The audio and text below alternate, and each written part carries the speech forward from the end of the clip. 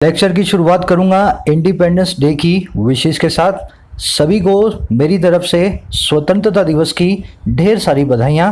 हंसते रहें, आप हमेशा मुस्कुराते रहें। जैसे भारत आज़ाद है वैसे आप लोग भी अपने ख्यालों से आज़ाद हों, अपने पाँवों पे खड़े हों, जो सपने को पूरा करना चाहते हैं अपनी मेहनत के दम पे उसको पूरा करें। चलिए शुरू करते हैं आज के लेक्चर को। आज करने वाले हैं सुबह के सेकंड एडिटोरियल को, लिमिटेड पीस इसका टाइटल है। यूएई और इजराइल के बीच में झगड़ा अब खत्म हो गया है ना, एक ट्रीटी इन्होंने कर ली है, इसके ऊपर बेस्ड है, इंटरनेशनल पॉलिटिक्स के ऊपर बेस्ड है। शुरू करेंगे अपने यूजुअल अंदाज में।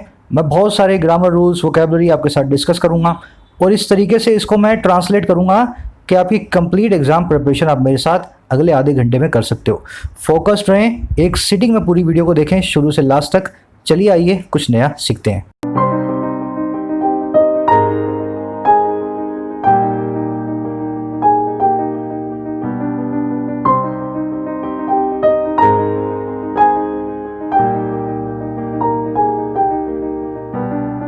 कह रहे लिमिटेड पीस। पीस का मतलब होता है अमन, चैन, शांति। लिमिटेड का मतलब होता है पूरी तरह से नहीं, कुछ हद तक। लिमिटेड होती है हर वो चीज़ जो लिमिट्स में बंधी हुई है। तो कह रहे अमन, चैन, शांति जो भी आई है ना वो अभी तक लिमिटेड ही है। पूरी तरह से हमने अमन चैन जो है इस डील के अंदर नहीं पाया। अब देखो डील कौन सी है, ये संधि कौन सी है। कह रहे on UAE Israel piece agreement. कह रहे बात हो रही है यूनाइटेड अरब अमीरेट्स, संयुक्त अरब अमीरात और इजराइल के बीच में होने वाले शांति के समझौते पे, पीस अग्रीमेंट पे। समझ गए होंगे आई थिंक। यूएई आप जानते हैं है ना, ये एक ऐसी कंट्री है जिसके नाम के पहले द आता है। चलो आगे देखेंगे इसको। अब देखो कौन सा पीस अग्रीमेंट है और कहाँ हुआ है, ये मालूम चलेगा हमें इसके टाइटल पैराग्राफ से। कह रहा if the UAE does not push Israel to withdraw from occupied areas their deal is of little value. कह रहा अगर इफ यूएई नाम का जो देश है ना, ये पुश नहीं करता है, दबाव में नहीं डालता है इजराइल को। अगर ये इजराइल पे दबाव नहीं डालता है, पुश नहीं करता है इसको कि इजराइल विड्रॉ करे, निकल जाए उन एरियाज में से जो उसने कब्जा रखे हैं, ऑक्यूपाई कर रखे हैं, इलीगली जिनमें जा बैठा है। कह रहा अगर ऐसा नहीं होता है, यूएई ऐसा नहीं करता है, तो उनकी जो डील है ना, जो भी इन्होंने एग्रीमेंट किया है वो है लिटिल वैल्यू का, ना के बराबर उसमें कोई वैल्यू है। समझ गए ना। अगर इजराइल ने पुश, यूएई ने पुश नहीं किया, इजराइल बाहर नहीं निकला कब्जे हुए एरिया में से, तो इस डील का कोई भी मतलब नहीं है। अब आते हैं सबसे पहले सेंटेंस की वोकैबुलरी में, नए वर्ड्स हैं और फिर आएंगे इसकी ग्रामर में। ऑक्यूपाई करना मतलब कब्जा लेना, कब्जा लेने के और भी सिनोनिम्स हैं। एनक्रोच करना, इंट्रूड करना, ट्रेसपास करना। तीनों का मतलब क्या होता है, किसी जगह पे अतिक्रमण कर लेना, कब्जा लेना किसी एरिया को, है ना। एनक्रोच वर्ड को खास करके ध्यान रखें। जैसे आपका कोई प्लॉट है, उसमें किसी ने, आपने देखा 10 दिन बाद जो खाली प्लॉट है, किसी ने झोपड़ा सा बना लिया अपना, है ना। अब आप उसके पास गए, बोले ये क्या है, वो बोलेगा ये मेरा प्लॉट है। तो वो आदमी क्या बन जाएगा, वो बन जाएगा एनक्रोचर, आपके प्लॉट पे एनक्रोचमेंट करने वाला इंसान। ठीक है ना। चलो लिटिल जब भी अ या द के बिना आएगा, इसका मतलब होता है ना के बराबर। लिटिल वैल्यू का मतलब है ना के बराबर वैल्यू, नेगेटिव क्वांटिटी की बात हम कर रहे हैं। सेंटेंस का सब्जेक्ट था यूएई, उसकी वर्ब थी डज नॉट पुश। सेंटेंस में दूसरा सब्जेक्ट आया कॉमा के बाद देयर डील और उसकी वर्ब थी इज। आप देख रहे हो सब्जेक्ट और वर्ब ग्रीन और पिंक कलर में मार्क्ड हैं। ये इसलिए मार्क किए हैं, इनको आप यूँ समझ लो एक पहाड़ पे आप चढ़ रहे हो ना, तो ये छोटे छोटे पत्थर है जिनके ऊपर आप पैर रख के चढ़ोगे। सब्जेक्ट वर्ब आप पकड़ना शुरू करो, धीरे धीरे आपकी जो जर्नी है पहाड़ पे चढ़ने की, इंग्लिश लैंग्वेज को सीखने की, वो यहाँ से शुरू होती है। तो ऐसा काम ना करें, घोड़े से पहले गाड़ी ना लगाएं। पहले घोड़ा आएगा, पहले सब्जेक्ट और वर्ब आएंगे, उसके बाद आप उसमें ग्रामर लगाएंगे। ठीक है ना। तो सब्जेक्ट वर्ब आपके सामने है, पूरे एडिटोरियल के ग्रीन और पिंक में मार्क्ड है। इस जो है ना एक्सरसाइज का फायदा उठाएं। अब 10-15 दिन करके देखो ना, आपको खुद पता लग जाएगा मैं क्या कहना चाह रहा हूँ आपको। अब दूसरी चीज़ देखने वाली, इस सेंटेंस के अंदर एक छोटा सा ग्रामर कॉन्सेप्ट है। अभी मैं मॉडल्स की वीडियो डिज़ाइन कर रहा हूँ ग्रामर सीरीज में, उसके बाद कंडीशनल आएंगे, मॉडल्स और कंडीशनल एक साथ करवाऊंगा। तो मैं आपको थोड़ा थोड़ा तैयार कर देता हूँ ना। आज मैं आपको वुड नाम की मॉडल बताऊंगा, साथ में फर्स्ट कंडीशनल जो है आपको दिखा देता हूँ कैसे यूज होता है। अब देखो इससे लिखा हुआ है if the UAE does not push Israel to withdraw from occupied areas. बात तो हो रही है फ्यूचर की, अगर तुम ऐसा नहीं करोगे तो मैं ऐसा नहीं करूँगा। पर टेंस यूज हो गया यहाँ पे प्रेजेंट इंडेफिनिट टेंस, है ना। फ्यूचर के लिए प्रेजेंट इंडेफिनिट टेंस को यूज किया हुआ है। ये सेंटेंस को आप ऐसा भी समझ सकते हो, if you will tell me the secret I will be your friend. अगर तुम मुझे इस राज को बता दोगे ना तो मैं तुम्हारा दोस्त बन जाऊंगा। हम बोलते हैं ना ऐसा, यार तुम मुझे राज बताओ तो मैं तुम्हारा दोस्त बन जाऊंगा। अब बात तो ये हुई है कि you will tell me the secret, पर ये सेंटेंस अपने आप में गलत है। क्योंकि इफ जो है ना, इफ ये एक इमेजिनरी कंडीशन को बताता है, जिस कंडीशन के कोई रियल होने के अभी आसार नहीं है ना, रियल नहीं है, इमेजिनरी है। और जो विल है ना, विल ये एक मॉडल वर्ब है जो कि फ्यूचर के बारे में बताती है। फ्यूचर भी अपने आप में इमेजिनरी है, जो पास्ट है जो प्रेजेंट है वो तो आपने देख लिया, फ्यूचर अभी देखना बाकी है। अगर इस सेंटेंस में ध्यान से देखो, इस क्लोज में इफ भी आ गया और विल भी आ गया। इंग्लिश में क्या बोलते हैं, दो दो इमेजिनरी चीज़ों को एक क्लोज के अंदर ना घुसाया जाए, है ना। आपने तो इमेजिनेशन में भी इमेजिनेशन कर दी। अब होगा क्या, वो ये कहते हैं कि फ्यूचर टेंस को प्रेजेंट इंडेफिनिट टेंस से तुम बता दो ताकि जो है सेंटेंस बुरा ना लगे देखने के अंदर। तो क्या करते हैं हम, if you will tell me है ना, इसको प्रेजेंट इंडेफिनिट टेंस में लिख देंगे, इफ़ यू विल निकाल दो, tell me the secret I will be your friend. तो आप अक्सर देखेंगे इफ के साथ में विल वाला क्लॉज नहीं आ रहा होगा, प्रेजेंट इंडेफिनिट में ये जो क्लॉज आ रहा होगा। अब देखो, जब पूरी कहानी आपने सीखी ना, इसी को बोला जाता है सोफिस्टिकेटेड लैंग्वेज में, टेक्निकल लैंग्वेज में, द फर्स्ट कंडीशनल। ठीक है ना, बहुत सिंपल है। अगर आप समझने की कोशिश करो सिंपल तरीके से, ये जो आपने ऊपर वाली अरेंजमेंट देखी ना, ये अगर ऐसा हुआ तो ये ऐसा हो जाएगा, इसको बोलते हैं फर्स्ट कंडीशनल। अब कंडीशनल 3-4 होते हैं, zero conditional, first conditional, second conditional, third conditional. First आपने मेरे साथ सीख लिया, अभी संडे वनडे को वीडियो आएगी, उसमें सेकंड, थर्ड और जो है जीरो वाला भी मैं आपको सिखा दूंगा। बढ़ते जाएं, सीखते जाएं, सब चीज़ें मैं लॉजिक के साथ सिखाने की कोशिश करता हूँ आपको। ग्रामर सीरीज में आप देखते हैं मेरे साथ। चलिए एक समरी मैं आपको दे देता हूँ। आज की समरी ये है कि इजराइल और यूएई नहीं बल्कि पूरा का पूरा अरब जो कंट्रीज है ना, सारी की सारी, इनमें आपस में लड़ाई चलती है। इजराइल जो है वो है यहूदियों का देश, और अरब कंट्री हैं ये है सारी की सारी मुस्लिम कंट्रीज। यहूदियों और मुस्लिम्स की तो लड़ाई है ही, है ना। दुनिया में हर रिलीजन की दूसरे रिलीजन से लड़ाई रही है। अब इनकी ऐसी कट्टर लड़ाई है कि इनके बीच में कभी भी सुलह नहीं हो पाई। अब दिक्कत यह है कि इजराइल और यूएई दोनों अमेरिका के दोस्त हैं, और अमेरिका के प्रेसिडेंट को अभी चुनाव से पहले जाना है ना, चुनाव से पहले कुछ करके दिखाना है उसको। तो उसने क्या किया, इजराइल और यूएई को बिठा के थोड़ा दबाव डाल के दोनों की बातचीत करवा दी। अब इससे क्या हुआ, ये दोनों कंट्रीज जो हैं इन्होंने एक संधि कर ली है, अब ये लड़ाई नहीं करेंगे आगे। तो इसमें क्या बताना चाह रहा है एडिटोरियल अपने को, कह रहा है कि ये संधि हो गई है पर इसमें दबाव है अमेरिका का। अगर इस संधि को अगर आपको चलाना आगे, इस डील को, तो इजराइल को मनाना पड़ेगा कि वो वेस्ट बैंक नाम की जगह पे जाकर के पैलेस्तीनियों को तंग ना करे। कह रहा अगर ऐसा होगा तभी यूएई के साथ ये डील चलने वाली है, इजराइल अपने गंदे कामों को छोड़ेगा, तभी ये डील आगे बढ़ेगी। समझ गए ना, मतलब ये एडिटोरियल का कहना है। तो ये हमारे आज के एडिटोरियल की टोन है कि इजराइल को कुछ और भी करना पड़ेगा, यूएई को उस पर दबाव डालना पड़ेगा। इस कोशिश को आप इसको ना जो है समरी को कोशिश करें कमेंट सेक्शन में लिखने की। मैं आपको टोन बता देता हूँ आज की, एप्रीहेंसिव और एनालाइजिंग। एप्रीहेंसिव है, इसको डर लग रहा है कि डील कितने दिन चलेगी, और एनालाइज करके बता रहा है कि ये चलेगी तो क्यों चलेगी और नहीं चलेगी तो क्यों नहीं चलेगी, है ना। तो दो टाइप ऑफ टोन्स आपने आज मेरे साथ देखी। चलिए शुरू कर रहा हूँ मैं। कह रहा the piece agreement reached between Israel and United Arab Emirates UAE has formalised the thaw in Arab-Israeli relations that has been underway for a few years। Simple sentence है, कह रहे जो पीस एग्रीमेंट है ना, शांति का समझौता है जो कि रीच किया गया, जिस पे पहुंचे, और किस किस के बीच रीच किया गया, इजराइल और यूएई के बीच। रीच यहाँ पे प्रेजेंट पार्टिसिपल। कह रहे शांति का समझौता जिस पे रीच किया गया इजराइल और यूएई के द्वारा, जहाँ पे दोनों कंट्रीज आकर के पहुंची हैं।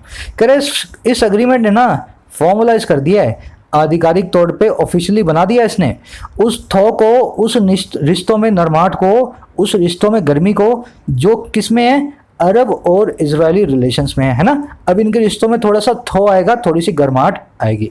अब देखो ये कौन सी थॉ है, कह रहे दैट हैज़ बीन अंडरवे, ये वो थॉ है, ये वो गर्माहट है जो कि अंडरवे रही है, जो कि अपने रास्ते पे रही है। और कब से, फॉर अ फ्यू ईयर्स, पिछले कुछ सालों के दौरान। सेंटेंस एक बार रिपीट कर देता हूँ, शायद वर्ड नया आपके लिए तो। कह रहे जो अग्रीमेंट है जिसको इजराइल और अमीरात में बीच में हुआ है, इसने ऑफिशियल बना दिया है उस रिश्तों की गर्माहट को, थो को, जो अरब इजरायली रिलेशंस के बीच में रही है। और कब रही है, अंडरवे रही है, अपने रास्ते पे रही है पिछले कुछ सालों के दौरान। तो पिछले कई सालों से दोनों कंट्रीज चाह रही हैं कि रिश्तों में गर्माहट आए, आपस में हम लड़ाई झगड़ा बंद करें। अब आधिकारिक तौर पे दोनों ने ऐलान कर दिया कि हम झगड़ा नहीं करेंगे। समझ गए सेंटेंस को। अब इस सेंटेंस में सब्जेक्ट वर्ब पकड़ोगे तो जो मैंने बताया ना वो आप खुद भी समझ सकते हो। Peace agreement has formalised, that has been, है ना, दो सब्जेक्ट दो वर्ब्स। थो नाम का वर्ड मैं आपको बता देता हूँ, बर्फ के पिघलने को कहते हैं थो, है ना, पर चीज़ों को नरम बनने को भी कहते हैं थो। बर्फ पिघलती है तो पानी बनता है ना, कोई भी सॉलिड चीज जब पिघलती है, लिक्विड बनती है, तो उसमें नरमाहट आती है। अगर रिश्तों में थो आ रही है ना, तो इसका मतलब है रिश्तों में नरमाहट आ रही है, रिलीफ आ रहा है, सॉफ्टनिंग अप रिश्तों के अंदर हो रही है। समझ गए ना? इसीलिए लिखा इसने थो इन अरब इजरायली रिलेशंस। एक चीज हमेशा याद रखें, ट्रांसलेट करने से इंग्लिश आप नहीं सीखेंगे। आपने थो पढ़ लिया डिक्शनरी में, बर्फ का पिघलना, अब यहाँ पे लगा लो बर्फ, कितनी बर्फ लगाओगे तुम? अरब इजरायली रिलेशंस में कहाँ से बर्फ आ गई, है ना? तो ट्रांसलेशन नहीं सीखना आपको कंटेक्चुअली सीखना है, कौन सा वर्ड कैसे यूज होता है, यही मैं अपनी क्लास में आपको सिखाता हूँ। अंडरवे होती है हर वो चीज जो अपने रास्ते पे है। The improvement in our country is underway. हमारी कंट्री में इंप्रूवमेंट जो है, बेहतरी है, अंडरवे है, मतलब चल रही है, पाइपलाइन में है, धीरे धीरे इंप्रूवमेंट आ रही है। चलो आगे बढ़ते हैं। कह रहा as part of the deal announced by US president Trump on Thursday, the UAE would recognize the state of Israel and establish formal diplomatic relations, while Israel would halt its controversial plan to annex swathes of Palestinian West Bank. Sentence लंबा है, इसमें बहुत सारी चीजें देखने की, ध्यान से देखना। As part of a deal announced by US President Trump, एक हिस्से के तौर पे, as part of, उस डील के, उस एग्रीमेंट के, जो अनाउंस्ड बाय है, जिसको ऐलान किया गया है इस ट्रंप नाम के प्रेसिडेंट के द्वारा अमेरिका के। अच्छा भाई, कब किया ऐलान? ऑन थर्सडे, गुरुवार को। कह रहे हैं कि हिस्से के इसके तौर पे जो द यूएई है ना, ये जो यूनाइटेड अरब एमिरेट्स है, ये रिकॉग्नाइज करेगा, ये पहचानेगा स्टेट ऑफ इजराइल को, है ना। अभी तक इजराइल को बहुत सारी कंट्रीज दुनिया में कंट्री का दर्जा नहीं दे करके बैठी, तो अब यूएई ने क्या बोला, हम आपको स्टेट ऑफ इजराइल को रिकॉग्नाइज करेंगे, आपको कंट्री का दर्जा आधिकारिक तौर पे हम देंगे। कह रहा और यही यूएई स्टैब्लिश करेगा, जो है अच्छे तरीके से बनाएगा फॉर्मल डिप्लोमेटिक रिलेशन को, ऑफिशियल कूटनीतिक रिश्तों को। समझ गए ना? कह रहे जबकि वाइल जो इजराइल है ना, वो होल्ड कर देगा, रोक देगा अपने कॉन्ट्रोवर्शियल प्लान को। और ये प्लान किसका है? एनेक्स कर लेने का, अपने अंदर जोड़ लेने का बहुत ही बड़े हिस्से को, स्वेद को। और वो किसका हिस्सा है भाई? पैलेस्टीनियन वेस्ट बैंक का, वेस्ट बैंक नाम की जगह का, जो पैलेस्टीनिया के अंडर में, पैलेस्टीन के अंडर में आती है। एक बार सेंटेंस रिपीट कर रहा हूँ, फिर इसमें देखने वाली चीज़ों पे आएंगे। एक हिस्से के तौर पे उस डील के, जिसको ट्रंप ने अनाउंस किया, कब किया? गुरुवार को। इस हिस्से के तौर पे जो वीरवार को जो डील आई, उसके तौर पे जो यूएई है वो रिकॉग्नाइज करेगा, वो पहचानेगा स्टेट ऑफ इजराइल को, इसको कंट्री का दर्जा देगा, और ये यूएई स्टैब्लिश करेगा पूरी तरह से डिप्लोमेटिक रिलेशंस को इस इजराइल नाम की कंट्री के साथ। जबकि इजराइल क्या करेगा? वो रोक देगा अपने उस कॉन्ट्रोवर्शियल प्लान को, विवादों से भरे उस मुद्दे को, प्लान को, जो जोड़ लेने का है बहुत बड़े हिस्से को पैलेस्टीनियन वेस्ट बैंक का। यूएई से जो है ना, इजराइल को यही प्रॉब्लम है, इनफैक्ट दोनों कंट्री को यही प्रॉब्लम है कि इजराइल चाहता है कि वेस्ट बैंक को अपने हिस्से में ले लूं फिलिस्तीन से, और यूएई कहता है हम कैसे लेने देंगे तुम्हें। तो अब दोनों ने बोला है ना, कि हम जो है बंद कर देंगे प्लान को, आगे जो है कंटिन्यू करना, और तुम जो है हमें कंट्री का दर्जा दो। अब आ जाओ सेंटेंस के अंदर की ग्रामर में। सब्जेक्ट था यूएई, वर्ब थी would recognise and would establish, है ना। तो यहाँ पे वुड जो है दूसरी बार इसने नहीं लिखा, एंड कंजंक्शन के बाद हेल्पिंग वर्ब को दूसरी बार लिखने से बचाया जा सकता है। तो वुड लिख देते तो भी गलत नहीं था, पर नहीं लिखोगे ना तो सेंटेंस आपका ज़्यादा इंप्रूव होगा। इजराइल की वर्ब है वुड हॉट। एनेक्स करना मतलब जोड़ लेना, हथिया लेना, अपने अंदर, अपने नीचे ले लेना, टेक ओवर कर लेना, एडजॉइन कर लेना। स्वेद मतलब large part of land, swathes of Palestinian West Bank मतलब large part of Palestinian West Bank. अब मेरा आपसे एक सवाल है यार, ये वुड रिकॉग्नाइज क्यों लिखा? यूएई वुड रिकॉग्नाइज, यूएई ऐसा करेगा, और इजराइल वुड होल्ड ऐसा करेगा, इसकी जगह पे विल क्यों नहीं आया? अब अपने दिमाग से सोचे, फिर मैं आपको बताता हूं, आपको याद रहेगा हमेशा, है ना। चलो देखो, वुड है ना, वुड, इसके 3-4 काम होते हैं, और ये इसी चक्कर के अंदर सब लोग परेशान होते हैं ना। 3-4 काम कौन कौन से हैं? पास्ट हैबिट को बताता है, रिक्वेस्ट को बताता है, ये आज का ग्रामर कॉन्सेप्ट है, मैं आपको बता रहा हूँ, है ना। मॉडल्स में डिटेल में बताऊंगा, पहले आपको तैयार कर रहा हूँ वुड नाम की मॉडल के लिए। पास्ट हैबिट को बताता है, आपकी रिक्वेस्ट को बताता है, पास्ट ऑफ विल मतलब पास्ट टेंस में विल नाम की मॉडल को यूज करते हैं ना, तो उसको बताता है, और चौथा बताता है वीक पॉसिबिलिटी को। क्या बताता है? वीक पॉसिबिलिटी को, है ना। अब देखो कैसे कैसे एक सेंटेंस को मैं 4 मीनिंग निकालूंगा इसके एक के। She would go to the party. अब देखो ये सेंटेंस क्या मतलब रख सकता है, इसका मतलब क्या है? पहला तो ये बताता है पास्ट हैबिट को, वो पार्टी में जाती थी, रोज जाती थी, हफ्ते में 1 बार जाती थी, 2 वीक में 1 बार जाती थी, हफ्ते में 3 बार जाती थी, बस उसका कोई रूटीन था जाने का, पास्ट हैबिट थी। I would eat an apple every day, मैं रोज एक एप्पल खाता था, है ना। तो ये क्या बताता है? पास्ट हैबिट को बताता है, वुड प्लस में वर्ब की फर्स्ट फॉर्म, है ना। पहला वाला यूज तो आपने देख लिया इसका।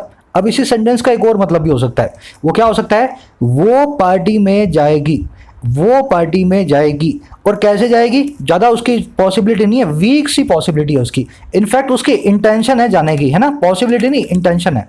जैसे फॉर एग्जाम्पल ऐसा लिख दूं मैं, it seems that she would go to the party.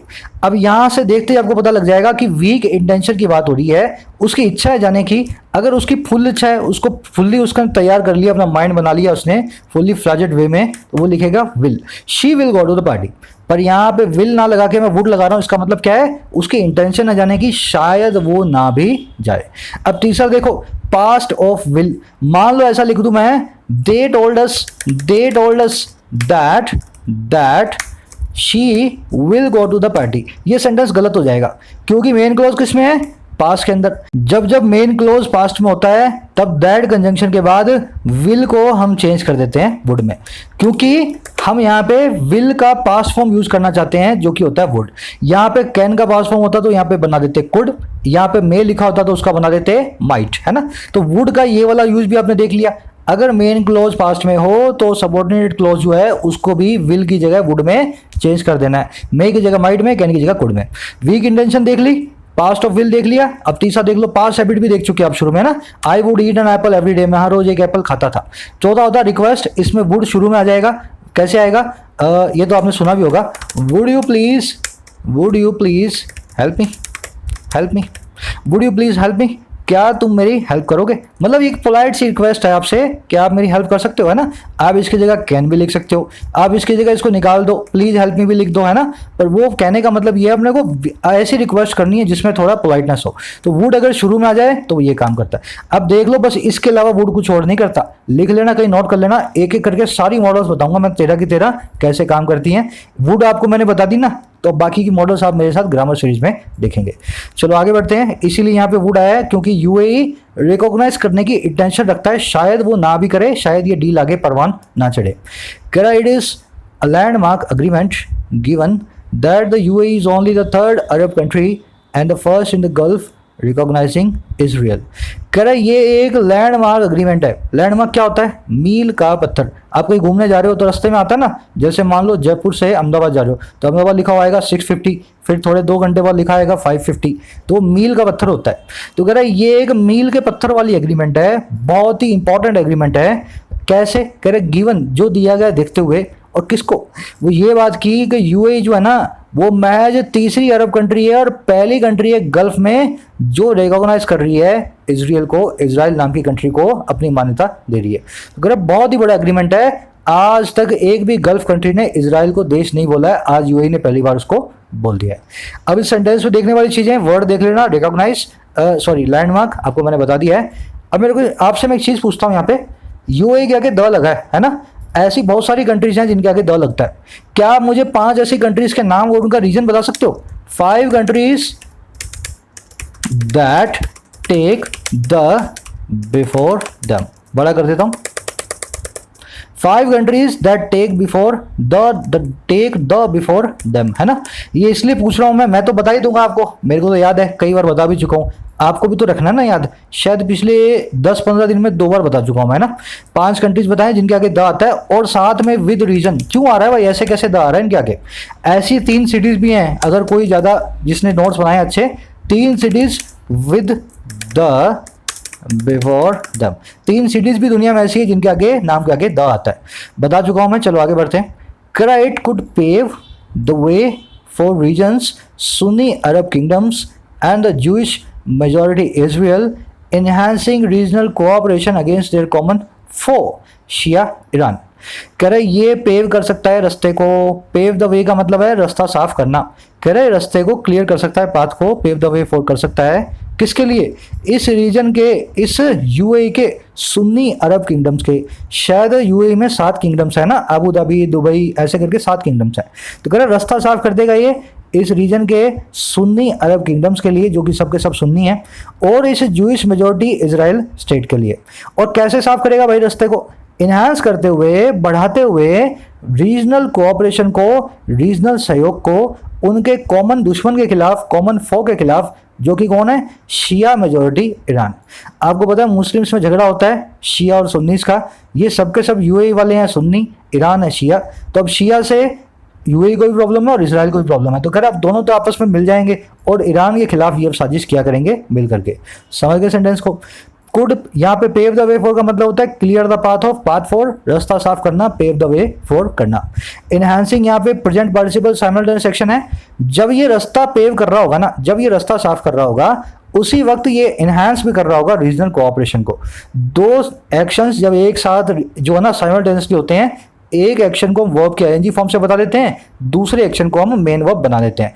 Participle video में करवा चुका हूँ, सिर्फ आपकी यहाँ पे रिवीजन के लिए बता रहा हूँ, है ना। फो वर्ड को नोट करें, ये एक्चुअल में फो होता है, इसको फो ही मत बोलना। फो मतलब आपका दुश्मन, एनिमी, राइवल, है ना। फो बोलते हैं इसको, फो।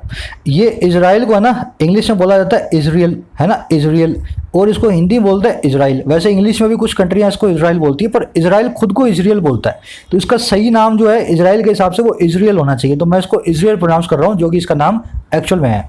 चलो आगे बढ़ते हैं। कह रहा Israel has said it would focus on expanding ties with other countries in the Arab and Muslim world, while the US has expressed hope that more Arab countries would follow the UAE's lead। इतना पढ़ते हैं फिर आगे बढ़ेंगे। कह रहा Israel ऐसा कह चुका है, इजराइल ने ये बोल दिया है ये फोकस करेगा, वीक पॉसिबिलिटी है फोकस करने की, है ना, इसलिए विल फोकस नहीं वुड फोकस। कह रहा है इजराइल ने ऐसा कह दिया कि फोकस करेगा एक्सपांड करने पे, टाइज को, रिश्तों को और बड़ा करने में, लंबा चौड़ा करने में दूसरी कंट्रीज के साथ, अरब और मुस्लिम वर्ल्ड में। तो आज यूएई के साथ, हो सकता है कल किसी और कंट्री के साथ कर दे, कतर के साथ कर दे, है ना। कह जबकि यूएस ने एक्सप्रेस किया है, यूएस ने सबके सामने रखा है इस होप को, इस आशा को, दैट वो ये की कि और अरब कंट्रियां फॉलो करेंगी यूएई की लीड को, जो यूएई ने किया है उसके कदमों पे दूसरी कंट्रीज भी अरब देशों में चलने वाली हैं। आगे करें, Arab Israeli relations have largely been conflict ridden ever since the state of Israel was declared in 1948। कह रहा अरब इजरायली रिलेशन जो है ना, अरब कंट्री के और इजराइल के दोनों कंट्रीज के रिलेशंस हैं, कह रहा वो लार्जली मोटे तौर पे रहे हैं, हैव बिन, और क्या रहे हैं भाई, कॉन्फ्लिक्ट रिडन रहे हैं, कॉन्फ्लिक्ट के ऊपर चलते हुए हैं, वो हमेशा कॉन्फ्लिक्ट पे सवार रहे हैं, झगड़े पे जो उनकी बुनियाद रही है। और कब से, एवर सिंस, जब से स्टेट ऑफ इजराइल को डिक्लेयर किया गया था 1948 में। आप जानते हैं इजराइल को वर्ल्ड वॉर सेकंड के बाद जो है इस्टेब्लिश किया गया था। जब से इजराइल बना है तब से सारी की सारी मुस्लिम कंट्रीज और इजराइल एक दूसरे से दुश्मन बन के जो है उभरे हैं। अब इस सेंटेंस पे देखने वाली चीज बता देता हूँ मैं, सेंटेंस का मीनिंग आप समझ गए होंगे, है ना। कॉन्फ्लिक्ट रिडन, ये रिडन यहाँ पे क्या काम कर रहा है, पास्ट पार्टिसिपल है, इसको कैसे याद रखा जाए। देखो राइड जानते हो ना, राइड करने का मतलब है एक दोपहिया वाहन के ऊपर बैठ करके उसको चलाना, है ना।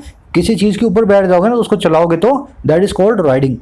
अगर कोई चीज रिडन है तो मतलब उस चीज पे आप सवार हैं। अगर कोई इश्यू कॉन्फ्लिक्ट रिडन है, अगर कोई रिलेशनशिप कॉन्फ्लिक्ट रिडन है, मतलब वो रिलेशनशिप आज तक हमेशा कॉन्फ्लिक्ट पे सवार रही है, समझ रहे हो ना। तो मैं यूं बोल सकता हूं कॉन्फ्लिक्ट रिडन मतलब सपोर्टेड बाय कॉन्फ्लिक्ट, या सवार जो होती है कॉन्फ्लिक्ट के ऊपर।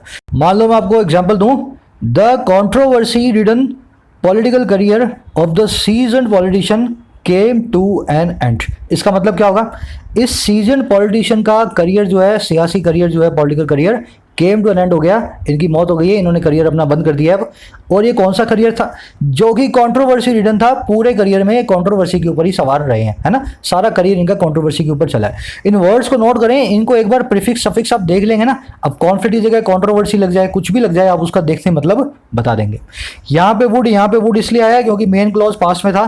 इजराइल ने ऐसा हैज सेड इसलिए कहा था, इसलिए विल की जगह हमने यहाँ पे लगा दिया वुड, ये इसकी वर्ब है। और वैसे यूएस ने एक्सप्रेस किया, क्या एक्सप्रेस किया, दैट के बाद अरब कंट्री विल की जगह पे वुड। जो सिखाया है वही फॉलो हो रहा है बार बार। चलो आगे बढ़ते हैं। कह रहा है for mister Trump who played a critical role, it is a rare diplomatic victory just months before he seeks री इलेक्शन।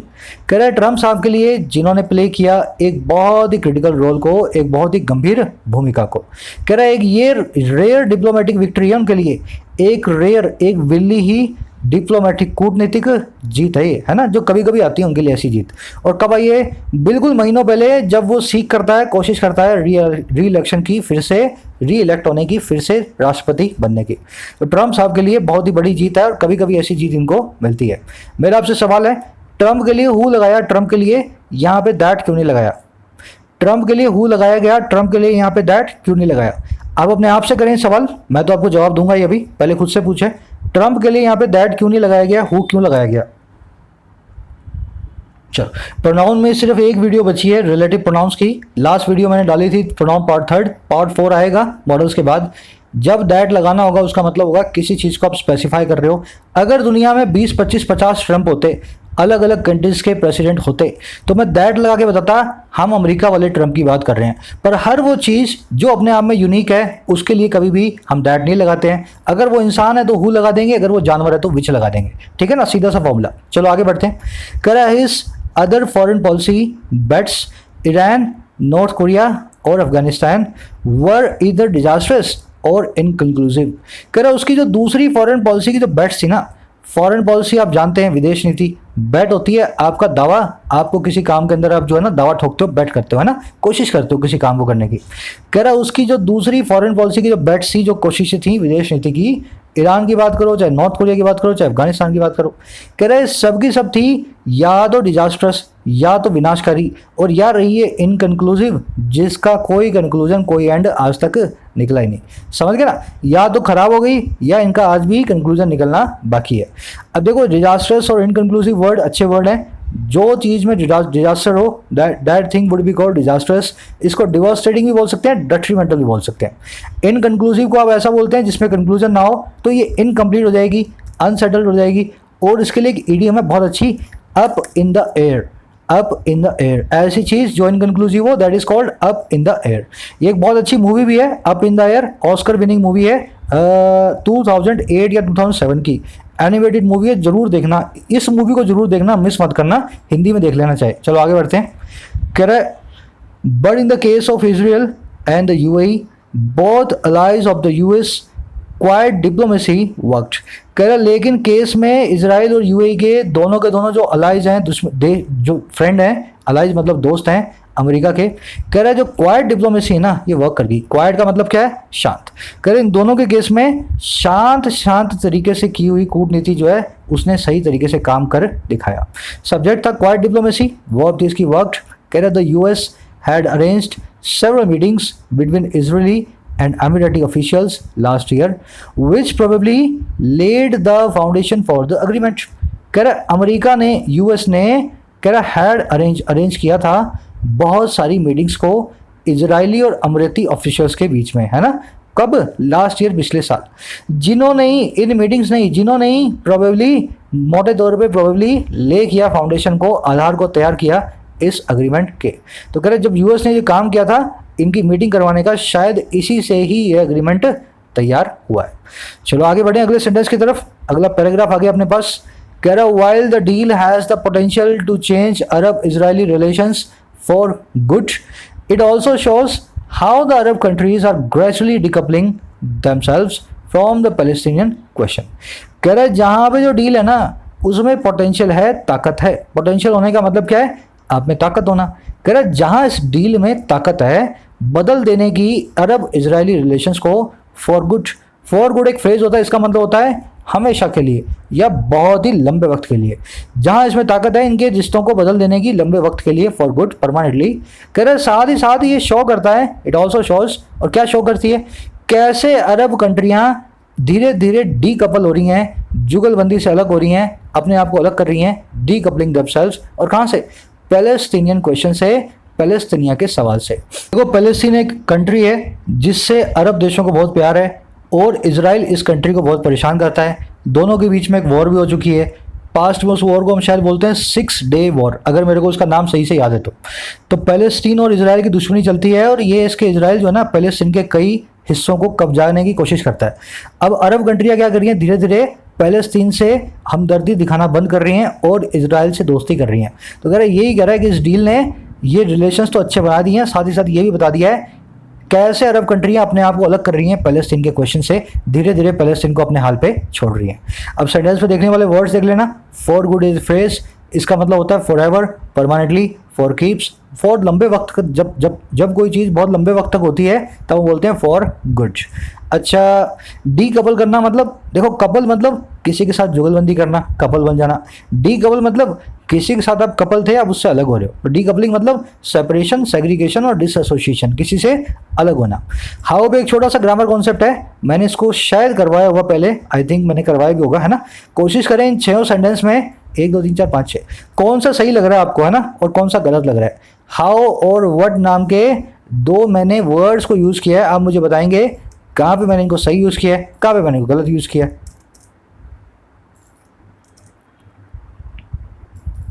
चलो देखो, हाउ से ना लोग यूँ समझते हैं एक सवाल पूछा होगा, भाई हाउ वॉज योर डे, आपका दिन कैसा था, सवाल ही पूछा जाता है ना। How Sachin scored this century, Sachin ने कैसे ये सेंचुरी स्कोर की।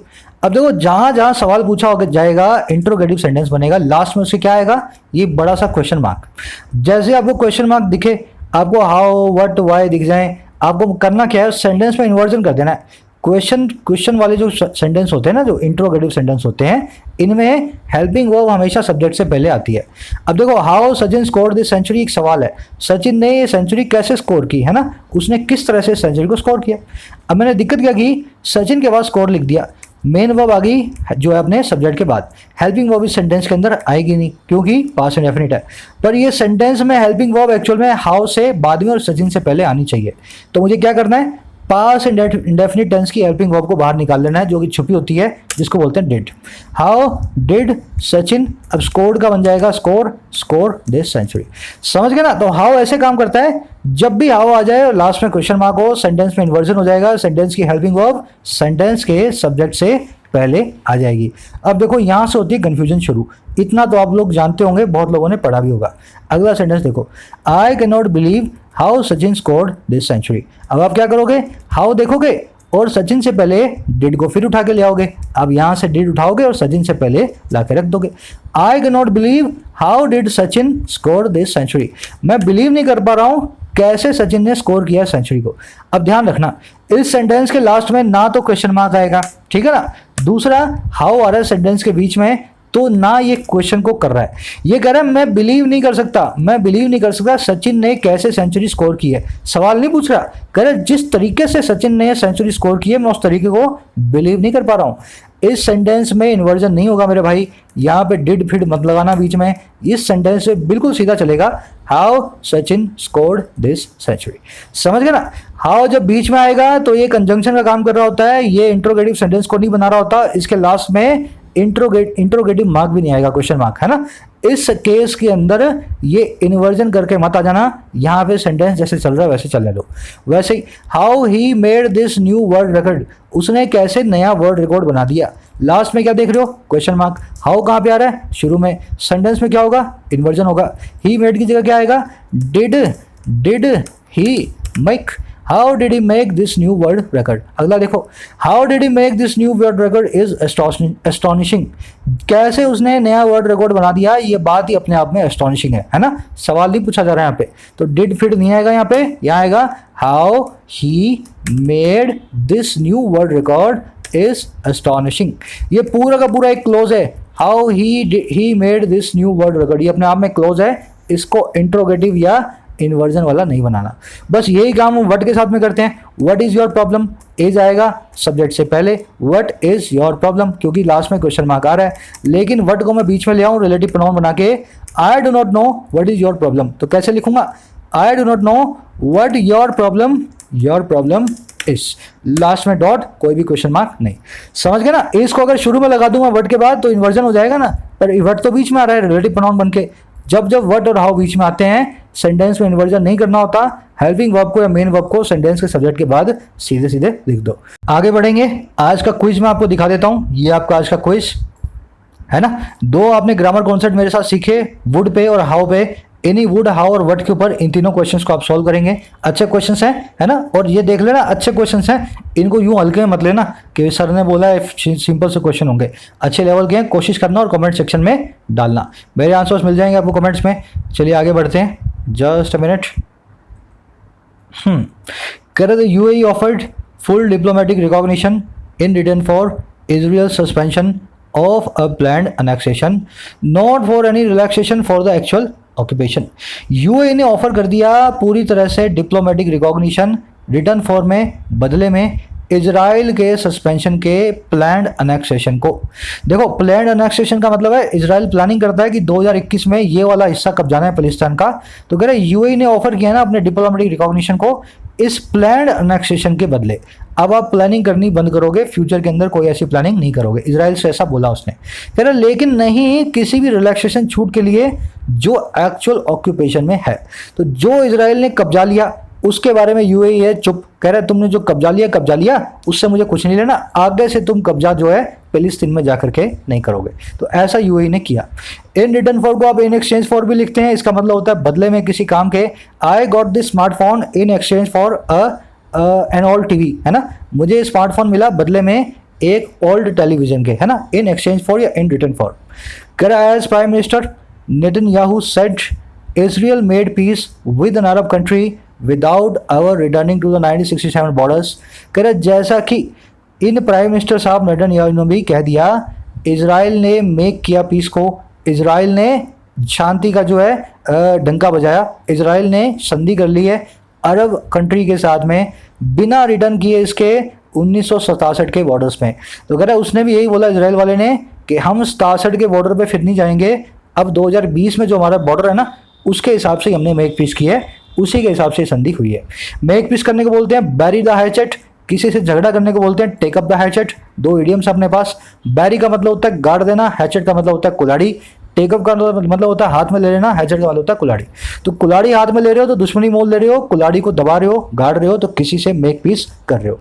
आगे कह रहे the Arab peace initiative, a Saudi Arabia initiative endorsed by Arab League offered recognition to Israel in exchange for its full withdrawal from the occupied territories।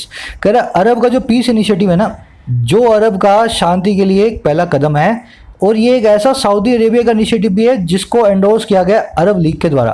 तो Saudi Arabia ने इसको शुरू किया था, है ना, और सारी की सारी अरब लीग ने इसको एंडोर्स किया, इसको सपोर्ट भी करते हैं। कह रहे जो पीस इनिशिएटिव है ना, ये ऑफर करता था रिकॉग्निशन को इसराइल को, और किसके बदले, इन एक्सचेंज फॉर, बदले में इसके पूरी तरह विड्रॉ कर लेने के ऑक्यूपाइड टेरिटरीज को। तो अभी यूएई के अलावा बाकी सब की सब कंट्रियां क्या बोलती हैं, हम भी यही करना चाहते हैं इसराइल के साथ, लेकिन इसराइल को 1967 के बॉर्डर पे लौटना पड़ेगा, सारे के सारे अपने जो है ना जो कब्जे वाली जो भूमि है टेरिटरी है उसको छोड़ना पड़ेगा। कह रहा ironically the UAE's peace agreement comes close on the heels of the Trump administration's back to back decision to recognise Jerusalem as Israel's capital and its sovereignty over the Syrian Golan Heights। कह रहा ironically वाली बात ये है, हंसी की बात ये है, कटाक्ष की बात ये है कि यूएई का जो पीस एग्रीमेंट है ना वो कम्स आता है बिल्कुल क्लोज, बिल्कुल नज़दीक, और किसके, ऑन द हिल्स ऑफ, पीछे पीछे, बिल्कुल पीछे पीछे आता है, हिल्स पे आता है, एडियो पे आता है, और किसके, ट्रम्प एडमिनिस्ट्रेशन के एक के बाद एक डिसीजन के, बैक टू बैक डिसीजन के, जो है रिकॉग्नाइज करने का जेरूसलम को इजराइल की कैपिटल के तौर पे, और इसकी सोवर्निटी को सीरियन के गोलन हाइट्स नाम की जगह पे। तो इजराइल बोलता है जेरूसलम मेरी कैपिटल है, पूरी दुनिया बोलती है जेरूसलम आपकी कैपिटल नहीं है, टेल अवीव है ना। इजराइल बोलता है ये हमारी कैपिटल है, तो अमेरिका बोलता है हाँ भाई इजराइल सही बोल रहा है, इजराइल की कैपिटल जेरूसलम ही है। हालांकि जेरूसलम जो है वो आई थिंक यूनाइटेड नेशंस के अंडर में आता है, अभी भी इजराइल के अंडर में वो नहीं है ना। तो बहुत कंट्रोवर्शियल मुद्दा है जेरूसलम वाला, आप हिस्ट्री पढ़ेंगे तो आपको मालूम चलेगा। तो कह रहे ये जो ना आयरनी की बात ये है कि पहले अमेरिका ने इजराइल को बोल दिया कि जेरूसलम तुम्हारी कैपिटल है, दुनिया चाहे कुछ भी कहे, और तुम्हारा सीरिया की गोलन हाइट्स पे भी तुम्हारा ही कब्जा है, वो सीरिया का पार्ट नहीं है। और उसके पीछे पीछे ही यूएई ने भी इजराइल के साथ में इस एग्रीमेंट को कर लिया है। तो मतलब सोची समझी प्लानिंग है। ऑन द हिल्स ऑफ होते हैं तो किसी की एडियो पे होते हैं, वो आगे आगे आप उसके पीछे पीछे, तू डाल मैं पात है ना, जस्ट बिहाइंड समबडी। कह रहा clearly the UAE has moved away from the Arab initiative. साफ साफ देखा जा सकता है कि यूएई मूव अवे कर चुका है, दूर हट गया है इस अरब इनिशिएटिव से। अब अरब इनिशिएटिव से यूएई का कोई भी कनेक्शन नहीं है। कह रहा the question now is whether the Emiratis would be able to press the Jewish state to relax its inhuman and illegal occupation of the Palestinian territories and start talks between the occupier and the occupied। कह रहा सवाल अब ये है, the question now is, हाँ के ना weather जो अमीराती है ना, यूनाइटेड अरब अमीरेट के लोग हैं जो, वो एबल होंगे, सक्षम होंगे इस काम करने में, उनमें ताकत होगी या नहीं, प्रेस करने की, दबाव में डालने की इस ज्यूइश स्टेट को, इस इजराइल नाम के ज्यूज की स्टेट को, यहूदियों के राज्य को। क्यों दबाव में डालें? ताकि रिलैक्स करे वो अपनी अमानवीय और अवैधानिक है ना इलीगल ऑक्यूपेशन को, कब्जे को, किसका? पैलेस्टीनियन टेरिटरीज का, और स्टार्ट करे टॉक्स को, बातचीत को शुरू करे ऑक्यूपायर और ऑक्यूपाइड के बीच में। ऑक्यूपायर वो है जो कब्जा करता है, ऑक्यूपाइड वो होता है जिसके ऊपर कब्जा होता है। तो अगर अब सारा सवाल यही है, अमीराती जो हैं, यूएई वाले जो हैं, इजराइल को दबाव में ला पाते हैं नहीं ला पाते हैं कि इजराइल बात करे पैलेस्टीनियों से और उनको गलत तरीके से ट्रीट करना बंद करे। देखो वुड बी एबल क्यों लगा है? फ्यूचर की वीक पॉसिबिलिटी है, तो विल भी नहीं, वुड बी एबल, इसलिए हमने वुड नाम की मॉडल को यूज किया है। कह रहा है if it can not the UAE Israel deal would be of little significance for the Palestinians.